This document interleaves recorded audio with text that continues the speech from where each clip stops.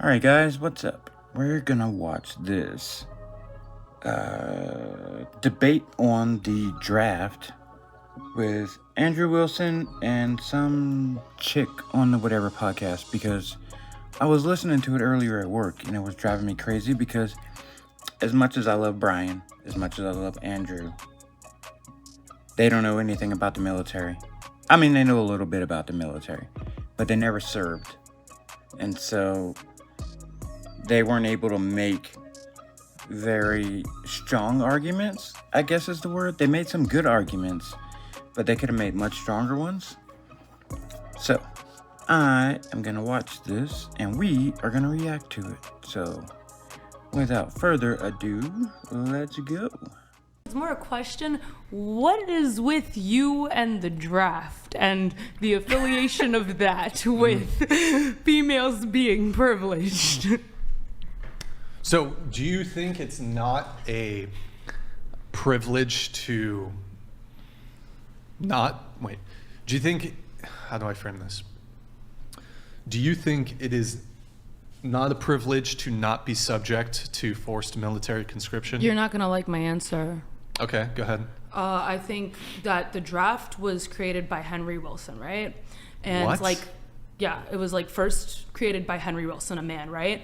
The ideology. I'm not familiar with the draft, specifically with the United States draft, But yeah. forced military The conscription. forced military, for men. It wasn't invented in whatever year you think it. That's something that's gone on for all of human history. No, for sure. I'm saying, I'm not invented the term draft or. Okay, so go I'm ahead. saying the U.S. All right, draft I'll was hear you out. established. The U.S. draft, because in other countries they include women. No, they don't. The only country I can think of that includes women is Israel. Israel and maybe there might be one more where they force women to do military service, but that's not even a draft. That's just like forced conscription where you have to do a couple of years of service and then you get out. It's not a draft. Everybody has to serve a couple years in the military. I know Israel does it. There might be one or two other countries that do it. The only one I can think of that has women or that makes women do it too, is Israel. I will do some research. If I find something else, I will put it up on screen. But I get the feeling that this is going to be one of those arguments that, well, you're worried about the draft, but who started the draft? It was a man. Just like when they go, well, women, when they ask, okay, when these host asks, okay, so give me a right or privilege that women have or that men have that women don't have. And they say, well, you're not afraid to walk around at night. And then they go, well, actually, men are far more likely to be victims of violent crime than women. And then they pivot, move the goalpost, and say, yeah, by other men. They always do that. Just like I'm getting the feeling she's going to say, well, it's men's fault that there's a draft because one man back in 1776 or whenever the Civil War or the independence. Because one man back during the Independence War said, oh, we need a draft. So that means it's all men's fault. Because some powerful man decided that everybody in the country was going to be drafted. Every man in the country was going to be drafted. Therefore, it's not my problem. It's men's fault. We're not privileged. Problem is, just because a man enacted the draft, which I don't think he did. I think that's just the way countries work. But even if a man enacted the draft, you're still privileged by not having to be a part of it.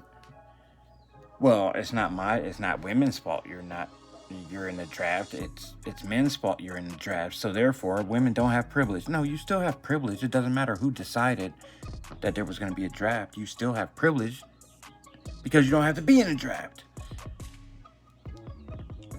But they can't take accountability. They can't take responsibility, and they're constantly moving the goalposts. But I don't know. I might be wrong. Let's see what her argument actually is. but she looks like the type to have that type of argument, just looking at her.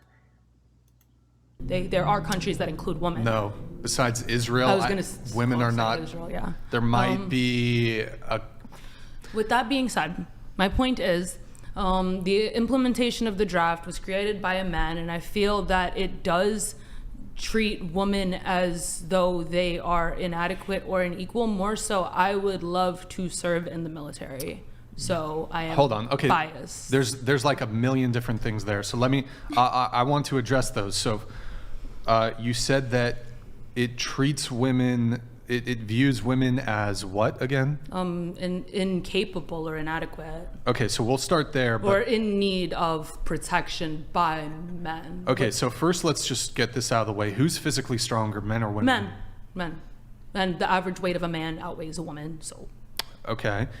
And you said you would like to join the military. There's nothing preventing you from joining the military. I've tried. I have to remove some tattoos.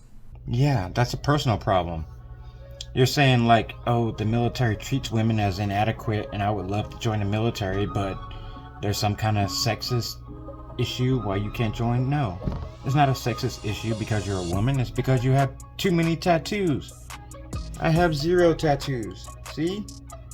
No tattoos. I'm not taking off my shirt, but no tattoos. You're not supposed to have tattoos in the military. Yes, people get them once they get in, but once you're in and you get them while you're in, it's basically grandfathered in. But if you try to join and you have a full sleeve, you can't wear that in your freaking working blues or your working whites or your class A's, or like, you can't do that. You can't have tattoos showing if you're joining. You can get a waiver once you're in to get tattoos, but you have to get that from your chain of command. But if you're trying to join and you have too many tattoos, you have a face tattoo. You can't have a face tattoo in the military. You're supposed to be representing the United States of America. Okay, I think it's, that would apply to men too. No, I'm not saying that like it's my gender is restricting me from joining the military. I'm saying that I think it's unfair that women are not a part of the draft, but not because they are privileged. I think I won't cut in for long. I just wanted to know, what was the gentleman's name that you cited as the creator of conscription in the United States? Henry Wilson. And then what year? I didn't say a year. Yeah, no, but what year roughly? I don't remember. So, she knows that Henry Wilson created the draft, and therefore it's men's fault that there's a draft. She doesn't know what year. She doesn't know how it happened. She just knows the name Henry Wilson. I feel like this chick is just full of talking points. She's got a lot of liberal talking points in her head. And that's all she's going to do is regurgitate talking points. She doesn't have any facts behind the talking points. She just has talking points. But we'll see. And also, that giant freaking tattoo on your hand right there, I'll zoom in on, that you can't have that. How you gonna salute somebody with that freaking tattoo on your hand? Like, that's why they're not letting you join. You got a face tattoo. You got one on your hand. I see some on your ribs down there. And also, it looks like you got a BBL and possibly breast enhancement. How you gonna fit in a uniform? You don't have a normal body shape. Henry Wilson is the same? Henry Wilson. You can check. Don't. You can tell me if I'm wrong, but I'm not. No, you're wrong. You can tell me that I'm wrong, but I'm not. She's so arrogant. Now that that's confirming, yeah. With that being said, I mean, I see something about. Also, he was a U.S. Born 1793, died 1872. Was a U.S. Army officer who served in 5 wars and countless conflicts. I don't see anything about, unless Henry Wilson. Instead of just Googling his name, perhaps Google like who imposed the draft in the U.S. It's that simple, and you'll see him. We could, but I'm also failing to see how it's at all relevant. I'm just saying, like, it was a decision made by man. It's not well, it wouldn't even matter. This is actually incorrect. Conscription happened long before Henry Wilson put in an official draft act. Yeah, well, perhaps instead of just Googling his name, Google who enacted the draft. But I thought you said he enacted the draft, so why would I need to search for who enacted the draft if I could just search for his name and it should pop up that he enacted the draft? That's what you're claiming. So why would I have to Google who enacted the draft? Also, guys, my phone is overheating, So I might have to cut off the video and just go audio. So sorry about that. I think it's on high performance mode or something, but I'll try to fix it for next videos so it doesn't do that. But yeah, I might have to cut it off and just go audio. But you've seen me, you know what I look like. There's old videos on the site. I'm not AI, I'm a real person. See? It's me. 3, 2, 1. I'm a person. That's my messy garage back there. My bunnies are down there. I'm surprised they're being quiet for my recording, but yeah, anyway. This is not an AI channel. This is me and my wife. But if I have to turn the phone off, that's why. If the picture goes away. But what's we've had conscription since the inception of the nation, including the militia. So just letting you know that it is true that as far as an official draft act, no conscription had been going on in the United States for long before that. I mean, So what's your point? You're saying that, well, it's men who, a singular man... I think men, well, a singular men on representation of at the time, like a Congress and just like Okay, so... full of men. So men determined that we could not serve in the draft. We didn't ask for that. We are not privileged with that. That is a man-given law. No, you're still privileged. Just because a man decided that other men needed to be conscripted and entered into the draft and women didn't, does not mean you're not privileged. You're still privileged in the fact that you don't have to be in the draft. It doesn't matter who came up with it. And how about the past, I don't know, when did women get the right to vote? When did we pass the 1920? I don't know. Whenever we passed the 19th Amendment, women could vote. You could have voted any number of times to include women in the draft, and you didn't. So you don't want that type of equality. You want the other type of equality. You don't want this type of equality. You want to pick and choose from the buffet of equality and pick what you like.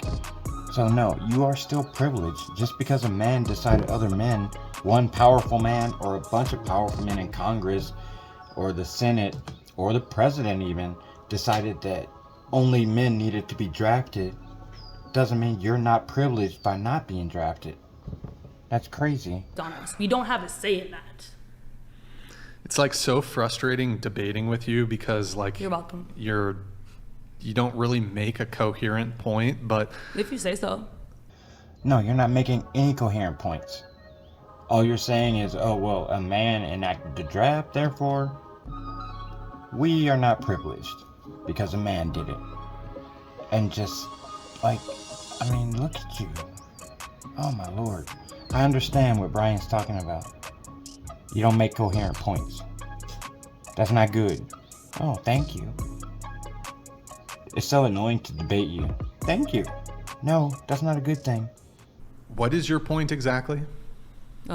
My point was that you claim we are privileged because of that. I don't think we are. Furthermore, What does it there matter? are societal disadvantages that are proven between like men and women that we're Such still as? like the wage gap, of course. That's Oh, Lord. This chick really just said the wage gap. She said the wage gap. The wage gap is not a thing. There's an earnings gap because men work more. Men work harder jobs. Men are more risk tolerant. They will move for a job. They will take dangerous jobs. They will work overtime. I just worked overtime the other day. Like, that's why men earn more. There's not a wage gap. If you're in the same job, you should make the same money. And if you're not, guess what? You can go to court, you can sue them, and you can win a lot of money. So how is there still a wage gap? And if there was a wage gap, why wouldn't everybody just hire women? We can just hire women and pay them 80 cents on the dollar that we would pay a man. Why wouldn't they just hire women? Because there's no wage gap. It makes no sense. course. That's been totally debunked. There is no wage gap. There- There's an earnings gap, and that's Yes. because men work different jobs and work more hours than women. No, in the same, Do you like, agree that it's men- proven that, do like, you- male doctors make, like, 20 grand a year on average more than women. What if they're okay? I haven't seen this. That's not true. male doctors do not make $20,000 more than women doctors. It's probably because they're in different specialties, and they probably did the same thing they did with the wage gap, which is look at all doctors, calculate how much the men made, calculate how much the women made. The men make $20,000 more than the women. They didn't take into account their specialties, their hours worked, their residencies, their fellowships, any of that. They just said, well, give me the salaries of every man at the hospital and give me the salary of every woman at the hospital. Oh, the men make more. Therefore, it's sexist. No. Women go into fields like dermatology, OBGYN, dermatology, gynecology, fields like that pay less. If a man goes into brain surgery, neurosurgery, or cardiothoracic surgery, they pay more. Therefore, men make more. That's all. Specific data you're referencing. Yeah, but that's due specifically to field. That's due specifically to field. Yeah, what if they That's get into why that is But that's fields a- of medicine? a field that they can both get fields, in. Hang on, because especially male surgeons are in fields specifically that pay far more. For instance, if you're a heart doctor versus a toe doctor or proctologist, you may get paid a lot more. That's why that's the case. When you break down by field, that is not the case. I would have to look into that statistic. You may be right, I don't know, but I do know. Here, let's bring it back to I want to try to Yeah. move Rewind. the wage thing actually into the military. Wait, so she says it's proven in the medical field that men make $20,000 more than women on average. And Andrew says that's largely due to specialty. If you're going to be a foot doctor, like Foot Doctor Dana, shout out, love her. But if you're going to be a foot doctor versus a neurosurgeon, you're going to make less money. And then she says, well, that might be true. I have to look that up. I don't know about that. You don't know why. You didn't look at a study. You just, like I said, she just got these talking points. I don't know if she's in college, but she just got these talking points and she's just spitting them out. But as soon as somebody challenges her on them, she's like, well, I don't know that. I don't know. I haven't researched that. I have to look that up. Like, then don't say it if you don't know. So do you think women should be paid the same as men? Yeah. So what do you think about, for example, in jobs where there's an expectation of having to lift heavy things or physically laborious jobs? Do you think, for example, in the military, men and women should be paid equally? I think they should be paid equally and be given jobs that they are capable of and will excel in. Why is it then, for example, when it comes to soldiers, when it comes to police officers, when it comes to firefighters, why are the physical requirements for women lower than for men? I didn't know that. Exactly. I didn't know that. It's crazy how confidently ignorant she is. She just says stuff like it's the gospel truth, and then when you push back even a little bit, he's not even pushing back hard, because we know how Brian is. He's not even pushing back that hard. He's like, okay, then why is it that if you think that men and women should be paid the same, why is it that women have a lower physical standard in the military, which they do, in police, which they do, and in firefighting, which they do? I will put the stats up on the screen. Why is it that they deserve to be paid the same if they do less work, or they're capable of doing less work? Oh, I didn't know that. How did you not know that? You're the one spurging out all the talking points, talking about women are paid less for no reason other than that they're women. I didn't know that. If it was the case, far fewer women That's an would interesting get this fact. I didn't know affirmative that. action to actually even participate I in these do sorts of think jobs. to like simplify it and to reference like one of your other shows though, I think it's as simple as But like okay, Andrew said. hold on. Let me make this even way simpler. Okay. Let's say there's a job that says you need to carry 200 pounds from point A to point B, and that's just a straight line. Yep. And let's say that men are more physically capable of doing that job, and they can do it faster, and they can go back and forth more times in a given day.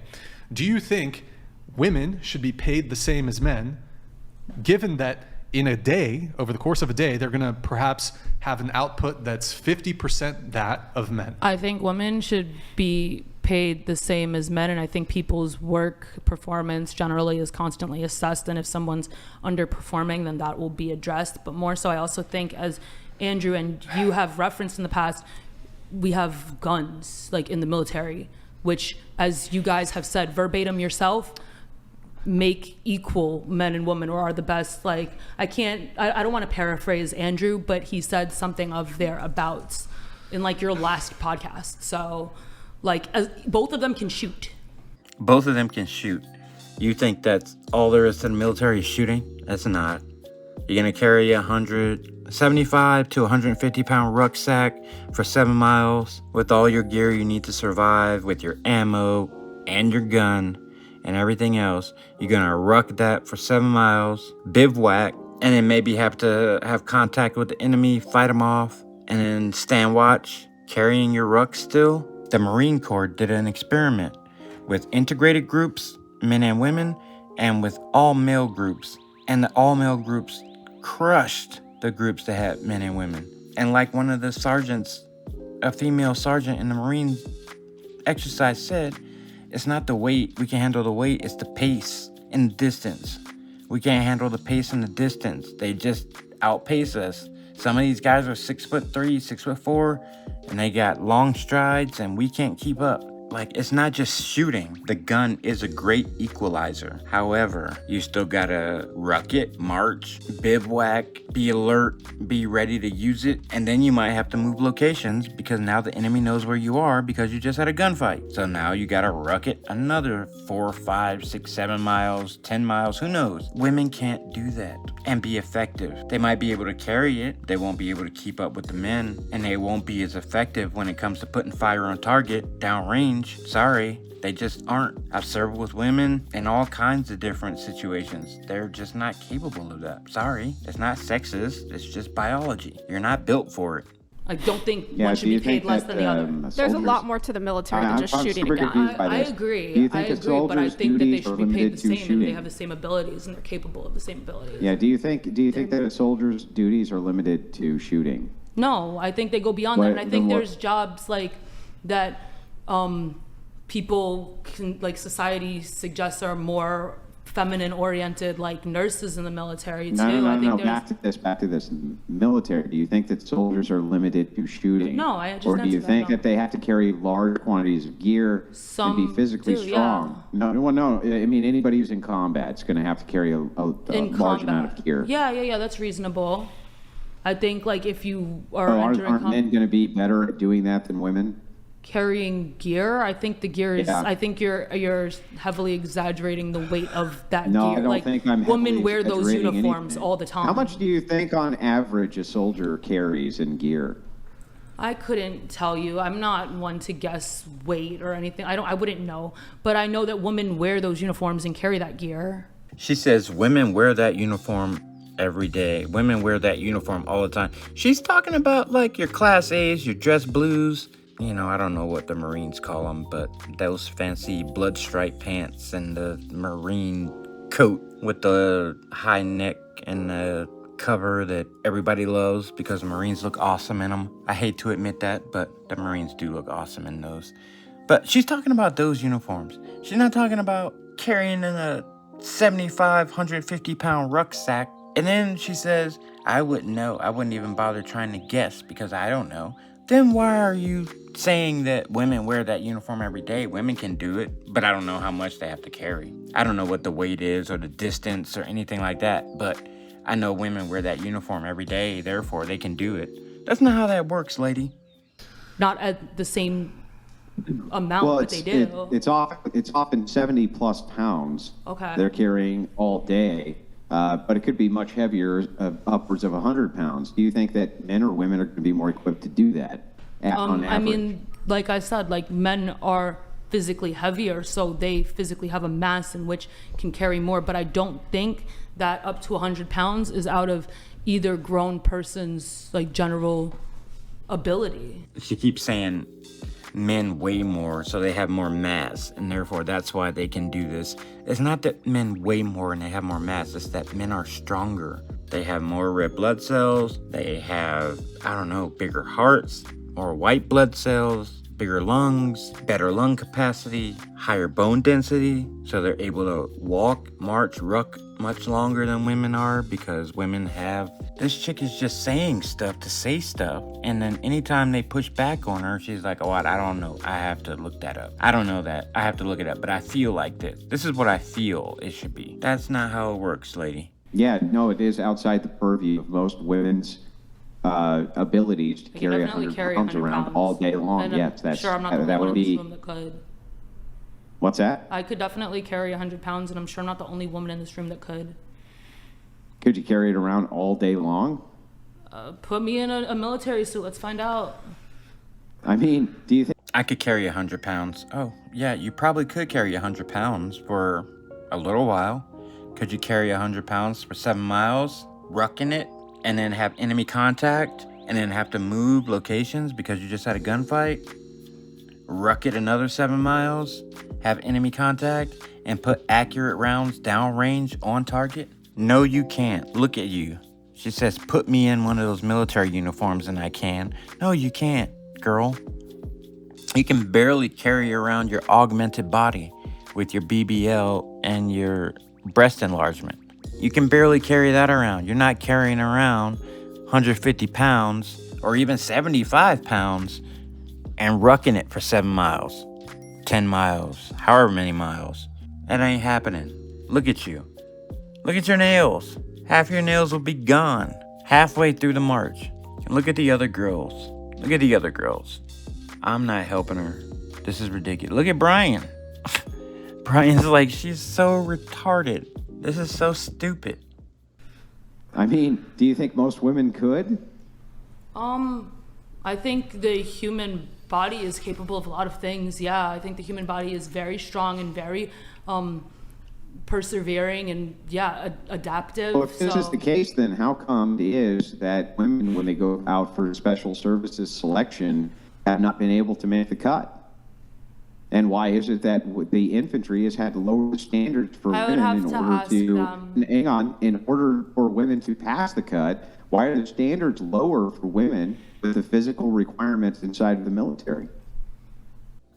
Yeah, she's going to say, I didn't know that either. I'm going to have to research that. But yeah, why is it that there is not one female Navy SEAL? Because they can't make the cut. Because the SEALs don't lower standards for women. The chick that passed Ranger School, they lowered the standards for her. And they had to put her through 3-4 times, or they had to put several women through and lower the standards every time to get one to pass, to fulfill their DEI quota that we have a woman Ranger.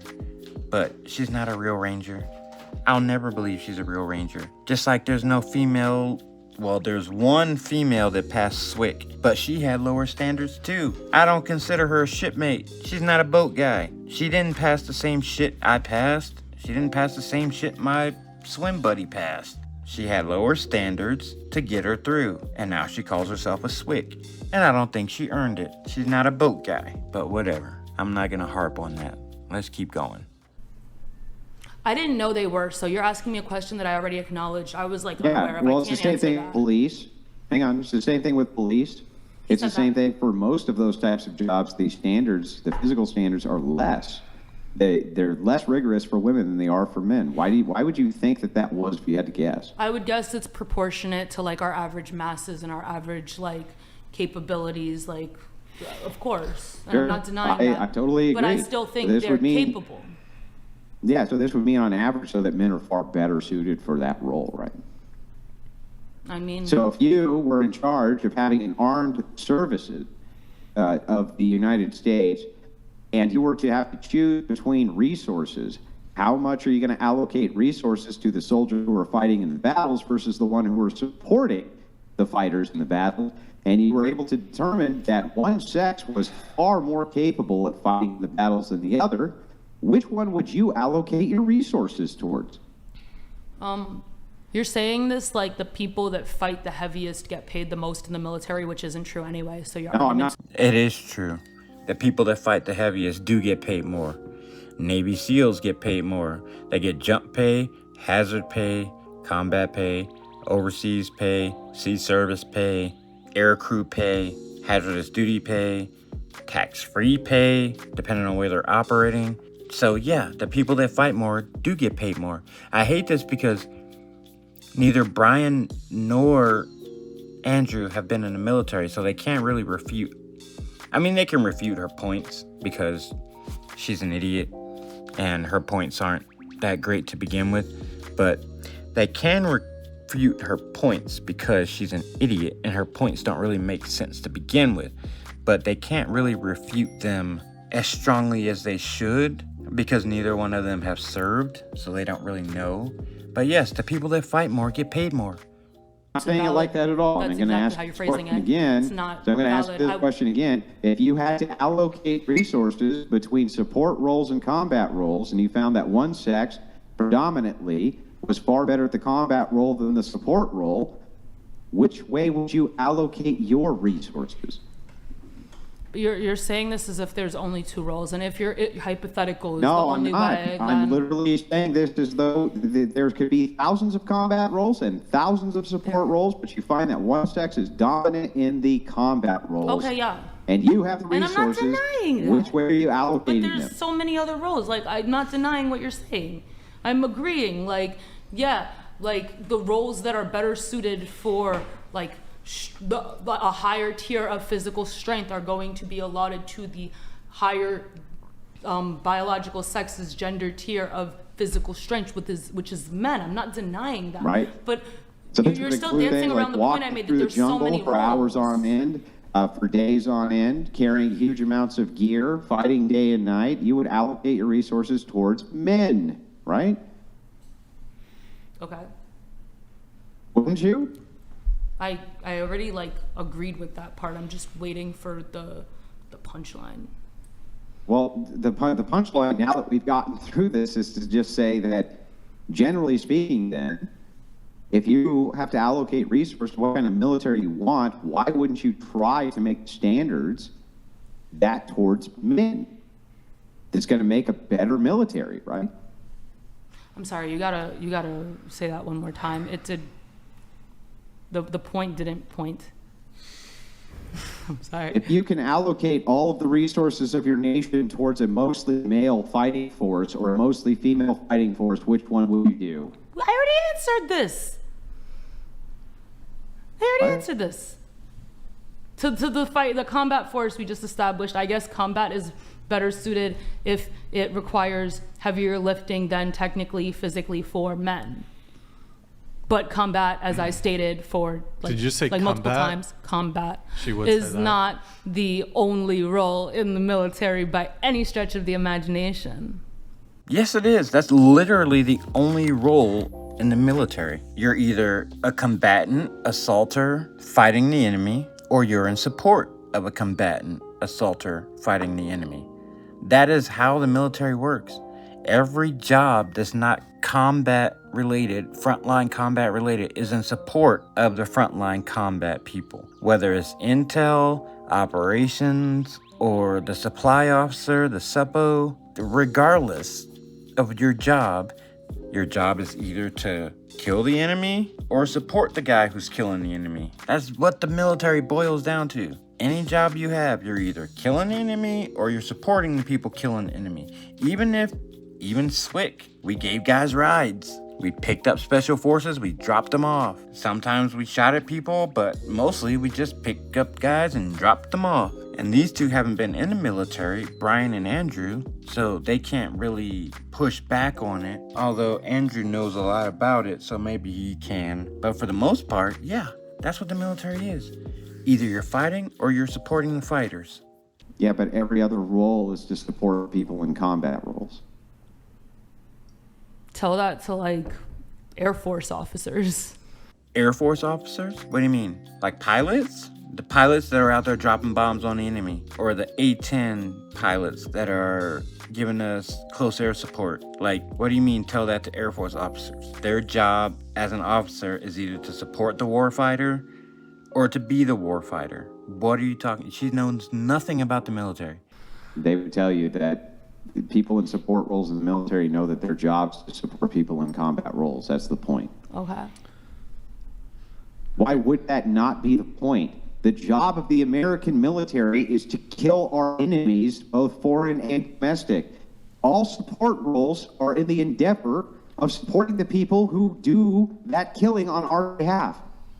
The role of the military is to kill enemies, foreign and domestic. That's it. That's our role. That's our whole job. To find, identify, and eliminate all enemies of the United States, both foreign and domestic.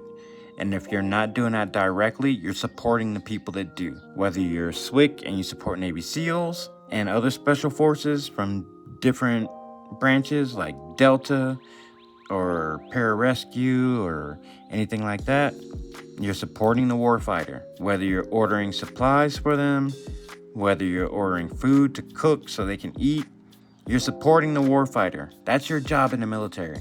If you're not killing the enemy, you're supporting the guy killing the enemy. It's really not that hard. Our military is pretty basic. That's what they're there to do. They're not there to do anything else but to kill the enemies of the United States, both foreign and domestic. That's it. That's their whole role, nothing but their role. The military does other things besides just mass murder, but like, I hear you. I didn't say mass murder. He didn't say mass murder, and our job is not to mass murder. Our job is to find, identify, and eliminate enemies of the United States, both foreign and domestic. It's not mass murder, it's killing the enemy. It doesn't have to be mass murder. Sometimes it is. If it's a world war or a giant war or something like that, then you might get mass murder. But that's not the purpose. The purpose is just to kill the enemies of the United States. And he never said mass murder. And she says, oh, there's other jobs in the military. Yeah, there's other jobs that the military does. We build houses. We have humanitarian programs. We hand out food, clothes. We build houses. I think I said that already. We teach kids how to read. We give shots and then inoculations in third world countries. We do all that type of stuff. But that's not our primary role. Our primary role is to find, identify, and kill enemies of the United States. That's the job. What are you talking? I said that their role is to kill the enemies of the United States, both foreign and domestic. That's their job. Their job's not to go hand out food at fucking soup kitchens. Their job is to kill the enemies of the United States. That's their job. They have various jobs. We're not in the military to speak on their jobs. I am, or I was.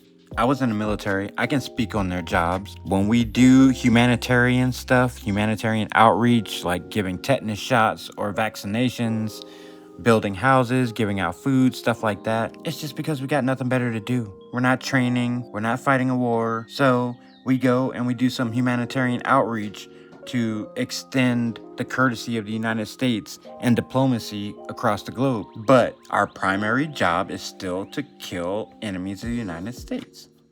They get special missions all the time that we can't even like fathom, that are in order to retrieve items and things of that. Like, we can't speak on that. You're not in the military to even Can I just interrupt? What does that have to do with anything? Like, what is that? Who cares? Their secret missions are all there and designed to assist in people who are in the roles of killing the enemies of the United States. That's their job. Literally, that's their job. I don't mean to interrupt, but if everyone in this table did jiu-jitsu, you wouldn't question. I don't know what she's talking about with the jiu-jitsu thing, but that's the end of the video, basically. So thanks for watching. Like and subscribe, and we will see you in the next video. Bye.